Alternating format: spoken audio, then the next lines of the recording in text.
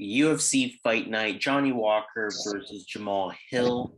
Welcome to the main card prediction video by yours truly here at Boxingmmapicks. He goes by the name of Zan. I go by the name of Harris. And for this UFC Vegas 48 card, we're doing our usual, giving you fight-by-fight breakdowns from that betting perspective, letting you know which fights are worth the value, which fights to avoid, which underdog has the best shot at winning, and some parlay action towards the ends. Make sure you subscribe to the channel. Make sure you hit the thumbs up on this video. And most importantly, we want to hear from you in the comments. This fight night card, we're looking at 12 fights. We covered the first 7 of them on our prelim video prediction. If you have not taken a look at that yet, please make sure to do so. So we are going to cover the last 5 fights that makes up the main card. Starting with fight number 1, we have Joaquin Buckley taking on Abdul. Razak Alhassan. We see Buckley coming in at a minus 150 favorite. Alhassan sitting at a plus 125 underdog. Buckley, we know, beat Antonio Arroyo back in September. He's a southpaw, explosive striker. He has a solid boxing, good constant pressure, good usage of kicks to set things up. Strong, we know, is a strong, shorter, stockier frame, but he has decent speed, and he's pretty light on the feet with good in and out movement. And good constant level changes with fakes and to the head, fakes to the body, movement as he makes his way inside. So, somebody who looks really intentional with his striking. Looks like he's improving his striking on a fight-by-fight basis. And I'm expecting a good performance out of him. He's taking on Abdul Razak Alhassan, who beat Alessio Di Chirico back in August. Still very much has explosive hands, even though he is a slightly older at this point in his career. Not the best cardio with his frame. He's a really big for this 185 pound division. Somewhat one-dimensional as well as that guy that's going to look for that knockout type of punch, or kick. If you watch his last fight, all of his wins, all 11 of them throughout his professional career had been via KO, TKO. So we know what he's going for. Buckley here, I feel, is the faster striker. I feel he's the more diverse striker as well. If needed, I think Buckley is better in wrestling situations as well. Just 55% takedown defense for Alhassan. And especially if this fight goes past round 1, I really like Buckley's chances. Of course, Alhassan will always have the puncher's chance. But, again, whether it goes past round 1 or even if it's within round 1, I do like this matchup for Joaquin Buckley. I feel like he just sort of has the better tools to win this one. So I'm going Joaquin Buckley to get the win for this main card. Yeah, this is a tough one. This is a really hard fight. I'm going to stay away from this one as far as betting goes. I think Abdul Razak Hassan, I think he's very dangerous with counters, and Buckley seems to get risky in there. And I think that if he gets too close, I think Hassan can put his lights out. But I think Hassan's a first round or bust type of fighter that he needs to get this done in the first round, and he's going to have ample opportunity. I think Buckley should move around because I think as the fight goes on, I think Buckley is the better fighter. He's shown that he can knock someone out in the later rounds. He's shown that he can go those rounds. He's shown that he can win a really close fight. And I think that's what it could take here if it gets out of the first round. So I'm going to go Joaquin Buckley as well to get this done. But I think it's dangerous because Alhassan in that first round could put his lights out. He's going to be the stronger guy, the harder puncher. He might be the better striker in that first round. And that could be all it takes because Alhassan has some of the scariest power in that division.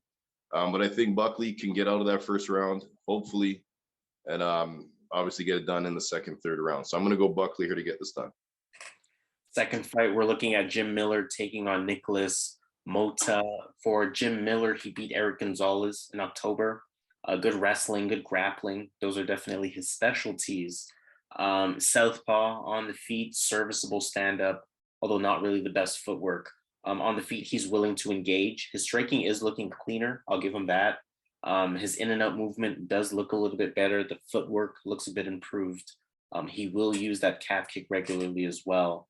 And his left straight is probably his best punch. So look for him to at least attempt that again as a southpaw. 1.6 takedowns per fight, 43% accuracy. So although he's a strong wrestler, although he has strong grappling, doesn't really have that smothering or overwhelming wrestling style where he goes for it no matter what. But should it get there, I am expecting him to look pretty solid in those exchanges. He's taking on Nikolas Motta, who's on a 3-fight win streak. It's been 15 months since his last fight on the Dana White Contender Series. Patient on the feet, especially early in the fight. He'll use the fakes, he'll use the feints to try to get a read on his opponents. Fights at a distance, not really the most active striker. Explosive when he does throw, though. 8 of his 13 wins are via KO, TKO, so you got to respect the power and decent combinations when the hands decide to be active. Decent jab, but again, not really the most diverse striker. We know Jim Miller can be taken down. We know that Jim Miller has been proven to be a bit chinny at this point, and Motta might be able to clip him. You know, he definitely has that puncher's chance. But like I said, the activity level, it's not there enough for me to feel confident in picking Nikolas Motta. On the other hand, we know that Jim Miller has improved striking. We know that he has the ground ability as well. And that kind of gives him the slight edge in the fight for me. Again, not a confident pick. Jim Miller is never really the type of fighter I ever want to choose. Nevertheless, bet on. Don't even really want to pick to win. But I think this is an opportunity here where stylistically, Jim Miller should know what to do to keep it honest on the feet, but implement some sort of ground game. Yes, Motta is Brazilian. Yes, he probably has some grappling, but I haven't really seen anything from an MMA perspective. So I'm going Jim Miller, just veteran with a smarter game plan. I think that's what I'm sort of betting on here. Yeah, I'm all over Nikolas Motta here. I think he's going to be the better striker, the younger guy, obviously. And I think he's going to have enough know-how to deal with Jim Miller. Jim Miller needs to get him out in the first round submission. I think Nikolas Motta here, his striking looks really crisp, man. Like I think he's going to be a problem here. And Jim Miller's been pretty chinny lately. So I'm going to go against the Tapology guys over there, and I'm going to go Nikolas Motta here. I can see his striking being an issue here as the fight goes on. I can see him knocking out Jim Miller. All right, let's move on then to the third fight of this main card. We have Parker Porter taking on Alan Baudot. Parker Porter had a unanimous decision win over Chase Sherman back in August. 2 wins in a row now for Parker Porter. Definitely going to keep it on the feet, decent kicks. Going to look to come forward with a consistent pace. Look for those big striking opportunities, especially early in the fight. He's going to look for that clinch as well as those dirty boxing opportunities. I feel that's probably where he's best. In his last fight, he showed me a decent top game as well on the ground. Cleaner combinations, good endurance, and a surprisingly good cardio for someone who doesn't really look like they're in shape. Alan Baudot, his last fight was a loss, turned into a no contest. That was back in July versus Rodrigo Nascimento. He has a long jab. We see in this fight he's going to have a 4-inch reach advantage, so definitely expect him to use that. Striking speed is pretty good too. Pretty light on his feet, and as well as being a dynamic striker. Good movement. His game has a lot of holes in it, though. His chin is questionable for one. The heart is questionable. We have also seen him taken down pretty easily, although his takedown defense looked better, in his last fight. It's an interesting fight here because I believe that Baudot really is the better fighter. I think he's quicker. I think he moves better. I think his striking is better. And I think he can piece Porter up, similar to how he was able to piece up Rodrigo Nascimento in his last fight. But like I said, toughness and heart really is a factor here. Baudot has shown that he'll quit when he catches one. He was piecing up Nascimento, like I mentioned, and I remember Nascimento caught him with one hook, and that fight was basically over after that. He's shown that he may not be the best in clinch situations, and he's also going to be outweighed by 20 pounds, if not more, come fight day. So I think that's where Porter can and will capitalize. He's going to make a dirty box, perhaps clip Baudot at some point, potentially get him to quit, and potentially get that TKO in this heavyweight division. So not a confident pick. I mean, Parker Porter, probably one of those fighters who never should be a minus 260. But I think he gets the job done here versus Alan Baudot. Yeah. This is a fight. I was gonna go Alan Baudot just because of the odds, because I think he's gonna be the taller guy in there. He's gonna be the bigger guy. Maybe not in terms of weight, but he's gonna be a big guy in that ring. And I think that he was piecing up Nascimento. You got to think he can piece up Porter as well. And Porter at these odds is unrealistic. Is unreal. I mean, so it made me want to go Baudot. But after I saw that fight, his last fight in the UFC, as the fight went on, this guy was giving up. His cardio, he can't hold after that first round. Porter can fight after that first round. So I'm going to go with Porter because I see after the first round, I see this fight going in Porter's direction because I think he's going to have the better cardio, the better heart. He's on a little streak here. But I think this could be a trap fight because Porter at these odds, you got to ask yourself, is Porter that good of a fighter to be at these odds against any fighter in the UFC heavyweight division? I don't think so. But if you have to ask me who I think is going to win this fight, I got to go Parker Porter. But as far as betting goes, I don't think the odds. I don't think it's worth it. So Parker Porter is my pick. Co-main event of the evening: Kyle Daukaus, Jamie Pickett. For Kyle Daukaus, we know that he hasn't fought since that no contest versus Kevin Holland back in October. Tall southpaw, he throws long strikes, long jabs. Going up against someone who's pretty much just as tall and actually a longer opponent in Jamie Pickett. So it's going to be interesting to see how he handles that dynamic. When Kyle Daukaus gets into rhythm, he can really start to piece his strikes together. Good boxing. Also has good grappling. He's a BJJ black belt. Regardless of the official result versus Kevin Holland, which of course was that no contest. We know the headbutt that was involved in that one. He was able to lock in a few really good submission attempts before choking Kevin Holland out. He's also good in the clinch. He averages almost 2 takedowns a fight. And although the accuracy is under 30%, his activity in the clinch still allows him to score points, even if he doesn't actually land the takedown with it. So, pretty solid fighter, solid overall fighter in Kyle Daukaus. And he's taking on, a fighter in Jamie Pickett who maybe has a couple of holes to his game. For one, this is a short notice fight for Jamie Pickett. He had a unanimous decision win over Joseph Holmes. That was just last month. He's on a 2-fight win streak at this point in the UFC. Southpaw, bit more of a leg-heavy attack, kickboxing style of stand-up. We know he has those quick, sharp hands. We know he uses his range, fights from the outside. He's athletic enough to close distance pretty quickly. Keeps his hands down, though, very hittable as a result. And I can see that being where Kyle Daukaus takes advantage. Further to that, or more big than that, cardio might be an issue. Based on the last fight, though, I will have to say it's something that he's improved. Didn't really slow down in that last fight, but it's something that we've seen an issue with in the past. And he can also land takedowns. 1.68 takedowns per fight, 50% accuracy. His wrestling is something that I'm seeing him use a little bit more often. But ultimately, I think Kyle Daukaus is probably almost better everywhere. I can't confidently say better everywhere, but almost better everywhere. I feel like he's better on the feet, despite Pickett being more explosive, maybe more dangerous, quicker as well. But I think Kyle Daukaus is still better on the feet. I think he's more intentional on the feet with the boxing. And Kyle Daukaus also has 80% takedown defense. So I'm not really expecting Jamie Pickett to be able to take him down, despite Pickett probably being or potentially being the physically stronger fighter. I think Daukaus may just simply be at a higher level than Jamie Pickett as well. So Kyle Daukaus is going to be my pick. I'll keep that part of it short. I'm going Kyle Daukaus.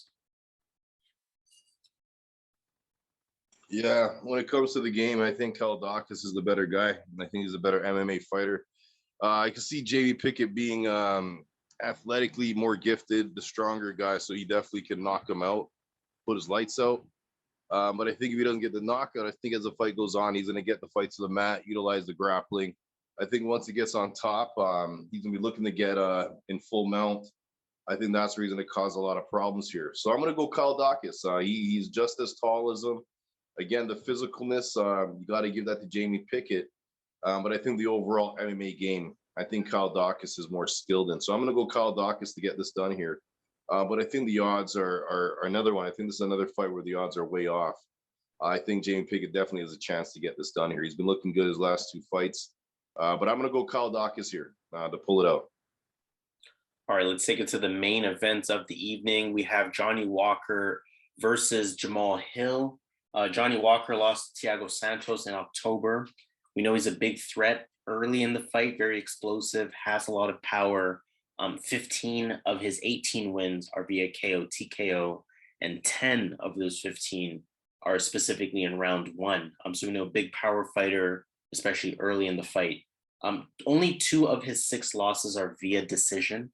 So essentially you're looking at like a finish or be finished type of fighter. And that could potentially happen in this one with Jamahal Hill and his sharp striking ability. He's huge for the division, 6 feet 6 inches. Jamahal Hill, pretty big for the division himself. So interesting to see how that dynamic is going to play out. Has a long reach as well at 82 inches. We know he's a fast, sharp striker. But one thing that we kind of learned in that Thiago Santos fight, a lot more kicks than punches. He can be very unorthodox with the type of strikes that he attempts, borderline low IQ at times, things like jumping knees, crowd pleasing type of strikes, but he has cleaned that up a lot. Now uses a lot of feints and fakes in his attack. His technique is definitely a lot sharper. It's a lot more methodical. It's a lot more patient. But like I said, that Thiago Santos fight really showed that his hands aren't that good. Relies on his kicks in terms of his stand-up approach. So could be something that works against him here, I should say. Taking on Jamahal Hill, who beat Jimmy Crute back in December, pretty good win for him. Southpaw, good power, good movement, has some speed for the division as well, kickboxing style. So we know we can use both the hands and the feet. He's pretty light on his feet as well. Good choice of shots, goes for the body, doesn't really look rushed. Decent clinch against the cage, good Muay Thai, knees and elbows in close. Cardio doesn't seem to be an issue for him either. This fight's interesting. Johnny Walker was having struggles putting his striking together with any kind of game plan versus Thiago Santos, as in he had no adjustments mid-fight. That leaves something to be desired regarding his ring IQ and his ability to actually win rounds when he's not knocking people out. In addition to that, Jamahal Hill looked a lot better on the feet to me, and the difference is in the hands specifically. Jamahal Hill looked very sharp in his last fight, coming off of his first professional loss, and I think those are some key things that he fixed in that fight that will allow him to have a really good shot to beat Johnny Walker here. And we also know Johnny Walker has been chinny in the past. Hill is quick and explosive enough to capitalize that and potentially finish Johnny Walker. Again, Walker being sort of a finish or be finished type of fighter. In some ways, this is who catches who first. Johnny Walker has that ability. Jamahal Hill has that ability. But if you're asking me, who's much more likely to land that opportunity, I have to think it's Jamahal Hill. Reason being, kickboxer, so he can keep up with the kicks. But Jamahal Hill's hands are significantly better. And these are 2 fighters who are going to keep it on the feet. Good 2 big, tall, long fighters who will keep it on the feet. And I think Jamahal Hill is going to have the more intentional striking and be able to catch Johnny Walker here. So I'm looking at Jamahal Hill. I wouldn't go as far as to say bet on the finish, but betting on the win, that's something that I'm looking at doing. So Jamahal Hill's my pick. Yeah, this is a good one, man. Someone's going to get knocked out. When you look at Johnny Walker, don't forget, I know he's been looking bad in his last couple fights, but don't forget this guy is a human highlight reel. This guy has probably some of the best highlights of all time. And he just needs one shot and he can put anyone's lights out. Obviously, in these last couple fights, he has been able to do that, but he was fighting top-notch competition. Even the Ryan Spann fight, he was in trouble there. He almost lost it, and he somehow came out and won that fight. So he could be 0-4 in his last 4 fights. This is a tough one because all he needs is one shot, one jumping knee, and then Jamahal Hill is in trouble. And Jamahal Hill's a young guy, so you got to know that he's not going to be as experienced in terms of as far as fight years go. He only has 10 fights. It's tough, but I like Jamahal Hill's boxing here. I think that's going to be the factor that's going to dictate who wins here. I think Jamahal Hill has a better 1-2, a better whole boxing approach, better hands, and I think he's like just technically better in that area. And a lot of this is going to be stand up. If you can avoid that home run shot from Johnny Walker, you know he's going to make an attempt at it. If you can avoid that, he should win this easily. So I'm going to go Jamahal Hill here to win his second fight in a row here. All right, so let's take it to Vegas. Let's take a look at the last 5 fights on this card, the 5 fights that make up the main card. And let's start with an underdog pick. Who are you taking a look at? Who are you considering? As far as underdog, I think on the main card, I really think I went with all favorites here. But if I had to throw one out there, I'll throw Abdul, Razak, Alhassan. All right, Abdul, Razak, Alhassan at plus 120. For myself, if I were to take a look at any underdog that has the best shot, first of all, I will mention I don't think the main card has really good underdog opportunities.